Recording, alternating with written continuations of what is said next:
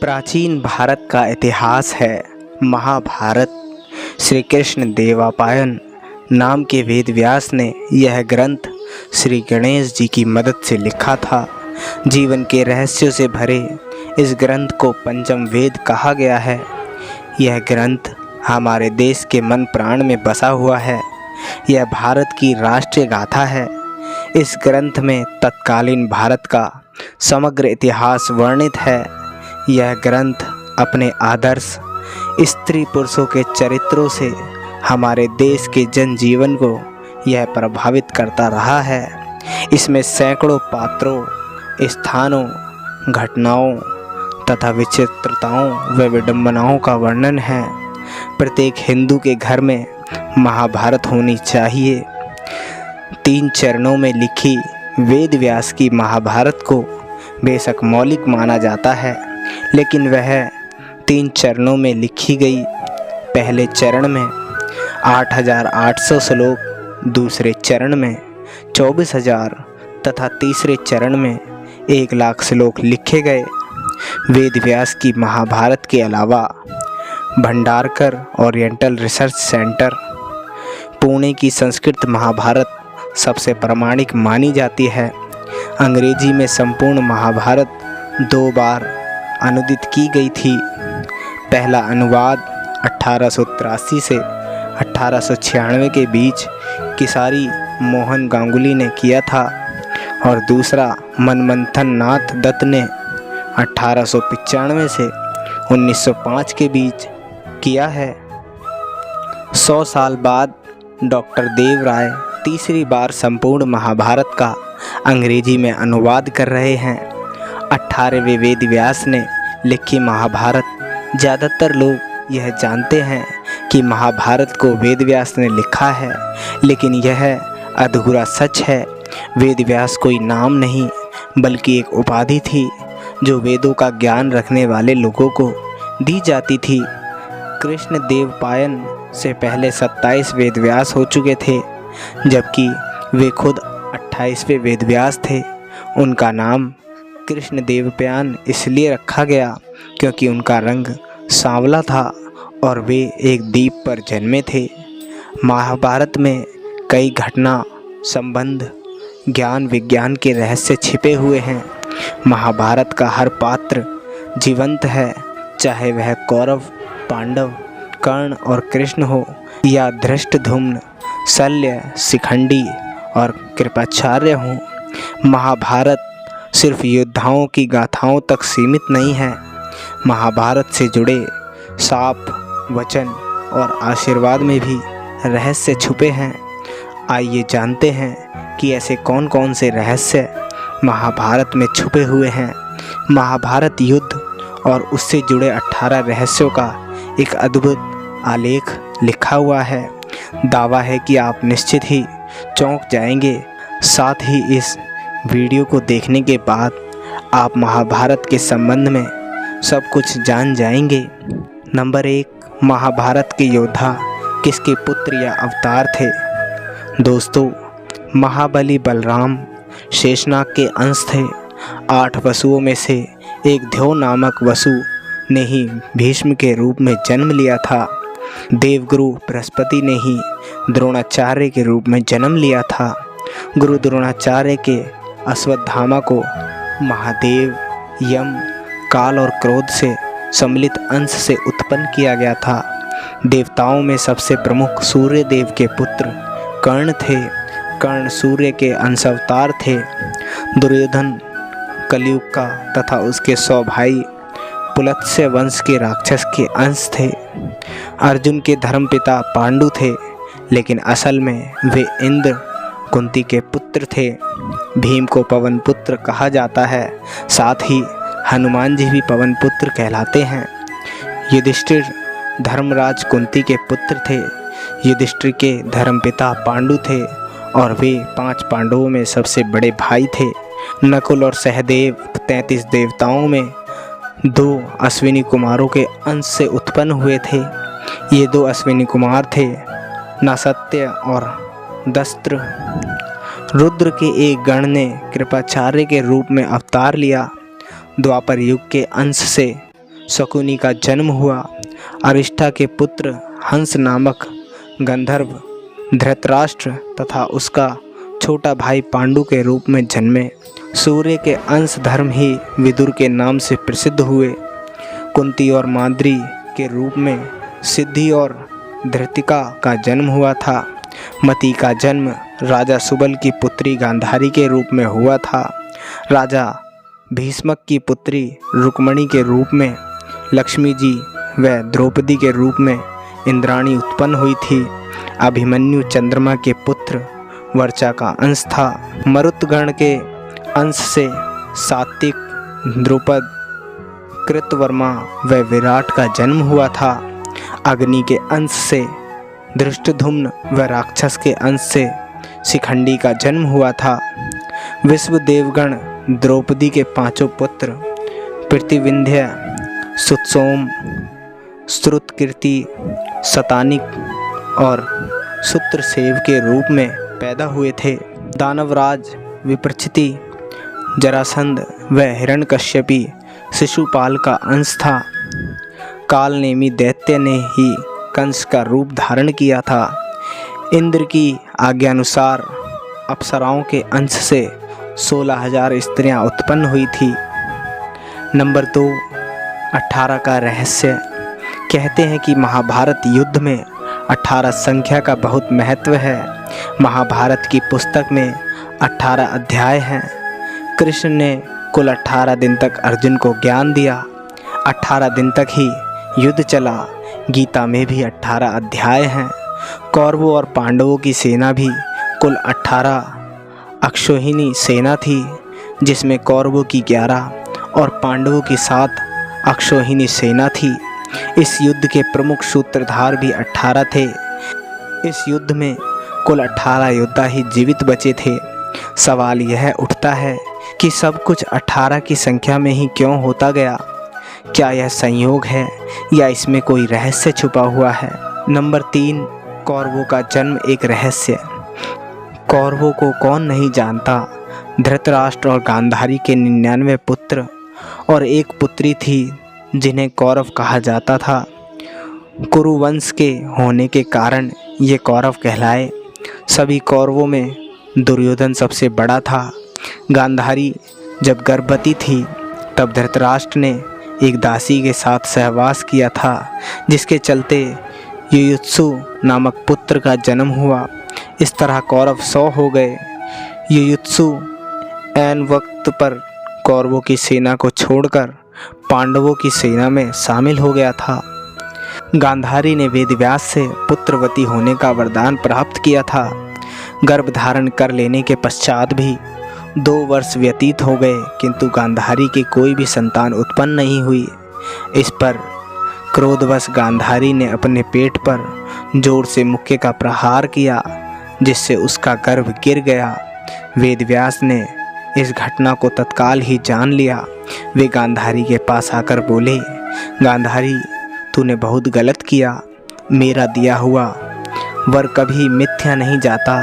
अब तुम शीघ्र ही 100 कुंड तैयार करवाओ और उनमें घृत भरवा दो। वेदव्यास ने गांधारी के गर्भ से निकले मांस पिंड पर अभिमंत्रित जल छिड़का, जिससे उस पिंड के अंगूठे के पौरियों के बराबर 100 टुकड़े हो गए। वेदव्यास ने उन टुकड़ों को गांधारी के बनवाए हुए 100 कुंडों में रखवा दिया और उन कुंडों को 2 वर्ष पश्चात खोलने का आदेश देकर अपने आश्रम चले गए। 2 वर्ष बाद सबसे पहले कुंड से दुर्योधन की उत्पत्ति हुई। फिर उन कुंडों से धृतराष्ट्र के शेष 99 पुत्र एवं दूसला नामक एक कन्या का जन्म हुआ। नंबर 4, महाभारत काल में विमान और परमाणु अस्त्र थे। दोस्तों, मोहनजोदाड़ो में कुछ ऐसे कंकाल मिले थे जिनसे रेडिएशन का असर था। महाभारत में सौप्तिक वर्ष के अध्याय 13 से 15 तक ब्रह्मास्त्र के परिणाम दिए गए हैं। हिंदू इतिहास के जानकारों के मुताबिक 3 नवंबर 5561 ईस्वा पूर्व छोड़ा हुआ ब्रह्मास्त्र परमाणु बम ही था। नंबर 5, महान योद्धा बर्बरिक और घटोत्कच। भीम के पुत्र घटोत्कच और पौत्र बर्बरिक के बारे में कहा जाता है कि इन दोनों की सामान्य मानवों से कई गुना ज़्यादा ऊंचाई थी। माना जाता है कि कदकाठी के हिसाब से भीम पुत्र घटोत्कच इतना विशालकाय था कि वह लात मारकर रथ को कई फुट पीछे फेंक देता था और सैनिकों को वह अपने पैरों तले कुचल देता था। भीम की असुर पत्नी हिडिंबा से घटोत्कच का जन्म हुआ था। जन्म लेते समय उसके सिर पर केस नहीं थे, इसलिए उसका नाम घटोत्कच रखा गया। इसका मस्तक हाथी के मस्तक जैसा और केस शून्य होने के कारण यह घटोत्कच नाम से प्रसिद्ध हुआ। वह अत्यंत मायावी निकला और जन्म लेते ही बड़ा हो गया। उसमें जहाँ शारीरिक बल था वहीं वह मायावी भी था। चूँकि घटोत्कच की माता एक राक्षसी थी, पिता एक वीर क्षत्रिय थे, इसलिए इनमें मनुष्य और राक्षस दोनों के मिश्रित गुण विद्यमान थे। वह बड़ा क्रूर और निर्दयी था। घटोत्कच ने युद्ध में अनेक विशाल शरीर से हाहाकार मचा रखा था। वे एक ही बार में अपनी पैरों के नीचे कई सैनिकों को कुचलकर मार देते थे, जिससे घबराकर दुर्योधन ने कर्ण को अमोघ अस्त्र चलाने का आदेश दिया। इस अस्त्र से घटोत्कच वीर गति को प्राप्त हुए। दूसरी ओर बर्बरिक दुनिया का सर्वश्रेष्ठ धनुर्धर थे। बर्बरिक के 3 बाण ही काफ़ी थे, जिसके बल पर वे कौरवों और पांडवों की पूरी सेना को समाप्त कर सकते थे। युद्ध के मैदान में भीम पुत्र बर्बरिक दोनों खेमों के मध्य बिंदु एक पीपल के वृक्ष के नीचे खड़े हो गए और यह घोषणा कर डाली कि मैं उस पक्ष की तरफ से लड़ूंगा जो हार रहा होगा। बर्बरिक की इस घोषणा से कृष्ण चिंतित हो गए थे। तब भगवान श्री कृष्ण ब्राह्मण का वेश बनाकर सुबह बर्बरिक के शिविर के द्वार पर पहुंच गए और दान मांगने लगे। बर्बरिक ने कहा, मांगो ब्राह्मण, क्या चाहिए? ब्राह्मण रूपी कृष्ण ने कहा कि तुम दे ना सकोगे। लेकिन बर्बरिक कृष्ण के जाल में फंस गए और कृष्ण ने उनसे उसका शीश मांग लिया। बर्बरिक द्वारा अपने पितामह पांडवों की विजय हेतु स्वेच्छा के साथ शीश दान कर दिया गया। बर्बरिक के इस बलिदान को देखकर दान के पश्चात श्री कृष्ण ने बर्बरिक को कलयुग में स्वयं के नाम से पूजित होने का वर दिया। आज बर्बरिक को खाटू श्याम के नाम से पूजा जाता है। जहाँ कृष्ण ने उनका शीश रखा था उस स्थान का नाम खाटू है। नंबर 6, श्री कृष्ण का जीवन एक रहस्य। महाभारत की प्रत्येक घटना को श्री कृष्ण ही संचालित करते हुए नजर आते हैं। दुर्योधन को माता के समक्ष नग्न जाने से रोकना, कर्ण को कवच कुंडलों को इंद्र द्वारा दान में मांग लेना, बर्बरिक से दान में उसका शीश मांग लेना और युक्ति पूर्वक कर्ण, द्रोण और भीष्म को युद्ध में मरवा देना, यह सभी श्री कृष्ण की नीति से ही संभव होता है। श्री कृष्ण के कारण ही यह युद्ध संभव हुआ और उन्हीं ने इस युद्ध को पांडवों के पक्ष में विजित किया। भविष्यवाणी के अनुसार विष्णु को देवकी के गर्भ से कृष्ण के रूप में जन्म लेना था, तो उन्होंने अपने 8वें अवतार के रूप में 8वें मनु वैवस्वत के मनवंतर के 28वें द्वापर में भाद्रपद के कृष्ण पक्ष की रात्रि के 7 मुहूर्त निकल गए और 8वां उपस्थित हुआ। तभी आधी रात के समय सबसे शुभ लग्न उपस्थित हुआ। उस लग्न पर केवल शुभ ग्रहों की दृष्टि थी। रोहिणी नक्षत्र तथा अष्टमी तिथि के संयोग से जयंती नामक योग में लगभग 3112 ईसा पूर्व अर्थात आज से 5126 वर्ष पूर्व उनका जन्म हुआ। ज्योतिषियों के अनुसार रात 12 बजे उस वक्त शून्य काल था। श्री कृष्ण की 8 पत्नियां थीं। उनके जीवन में 8 नगरों का महत्व ज़्यादा रहा।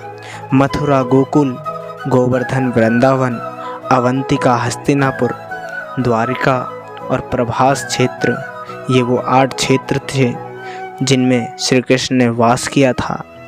नंबर 7, विचित्र शक्तियों से संपन्न योद्धा। महाभारत में एक से एक बढ़कर योद्धा थे जो शक्तिशाली होने के साथ ही विचित्र किस्म की सिद्धियों और चमत्कारों से भी संपन्न थे। श्री कृष्ण तो स्वयं भगवान विष्णु थे, लेकिन उनके समक्ष और सामने जो योद्धा लड़ रहे थे वे भी कम नहीं थे। सहदेव भविष्य में होने वाली हर घटना को पहले से ही जान लेते थे। वे जानते थे कि महाभारत होने वाली है और कौन किसको मारेगा और कौन विजयी होगा, लेकिन भगवान कृष्ण ने उन्हें शाप दिया था कि अगर वह इस बारे में लोगों को बताएंगे तो उनकी मृत्यु हो जाएगी। बर्बरीक दुनिया का सर्वश्रेष्ठ धनुर्धर थे। बर्बरीक के लिए 3 बाण ही काफ़ी थे, जिसके बल पर वे कौरवों और पांडवों की पूरी सेना को समाप्त कर सकते थे। युद्ध के मैदान में भीम पौत्र बर्बरीक दोनों खेमों के मध्य बिंदु एक पीपल के वृक्ष के नीचे खड़े हो गए और यह घोषणा कर डाली कि मैं उस पक्ष की तरफ से लड़ूंगा जो हार रहा होगा, लेकिन श्री कृष्ण से उसे भी ठिकाने लगा दिया। महाभारत युद्ध में संजय वेदादि विद्याओं का अध्ययन करके वे धृतराष्ट्र की राज्यसभा के सम्मानित मंत्री बन गए थे। आज के दृष्टिकोण से वे टेलीपैथी विद्या में पारंगत थे। कहते हैं कि गीता का उपदेश 2 लोगों ने सुना, एक अर्जुन और दूसरा संजय। गुरु द्रोणाचार्य के पुत्र अश्वत्थामा हर विद्या में पारंगत थे। वे चाहते तो पहले दिन ही युद्ध का अंत कर देते, लेकिन कृष्ण ने ऐसा कभी होने नहीं दिया। कृष्ण यह जानते थे कि पिता पुत्र की जोड़ी मिलकर युद्ध को समाप्त कर सकती है। कर्ण से यदि कवच कुंडल नहीं हथियाए होते, यदि कर्ण इंद्र द्वारा दिए गए अपने अमोघ अस्त्र का प्रयोग घटोत्कच पर ना करते हुए अर्जुन पर करता, तो आज भारत का इतिहास और धर्म कुछ और होता। कुंती वायु के पुत्र थे भीम, अर्थात पवन पुत्र भीम। भीम में 1000 हाथियों का बल था। युद्ध में भीम से ज़्यादा शक्तिशाली उनका पुत्र घटोत्कच ही था। घटोत्कच का पुत्र बर्बरीक था। माना जाता है कि कदकाठी के हिसाब से भीम पुत्र घटोत्कच इतना विशालकाय था कि वह लात मारकर रथ को कई फुट पीछे फेंक देता था और सैनिकों को तो वह अपने पैरों तले कुचल देता था। भीम की असुर पत्नी हिडिंबा से घटोत्कच का जन्म हुआ था। शांतनु गंगा के पुत्र भीष्म का नाम देवदत्त था। उनको इच्छा मृत्यु का वरदान प्राप्त था। दुर्योधन का शरीर वज्र के समान कठोर था, जिससे किसी धनुष या अन्य किसी हथियार से छेदा नहीं जा सकता था, लेकिन उनकी जांघ श्री कृष्ण के छल के कारण प्राकृतिक ही रह गई। इस कारण भीम ने उनकी जांघ पर वार करके उनके शरीर के 2 फाड़ कर दिए थे। जरासंध का शरीर 2 फाड़ करने के बाद पुनः जुड़ जाता था। तब श्री कृष्ण ने भीम को इशारों में समझाया कि 2 फाड़ करने के बाद दोनों फाड़ों को एक दूसरे की विपरीत दिशा में फेंक दिया। इस तरह जरासंध का भी वध हुआ।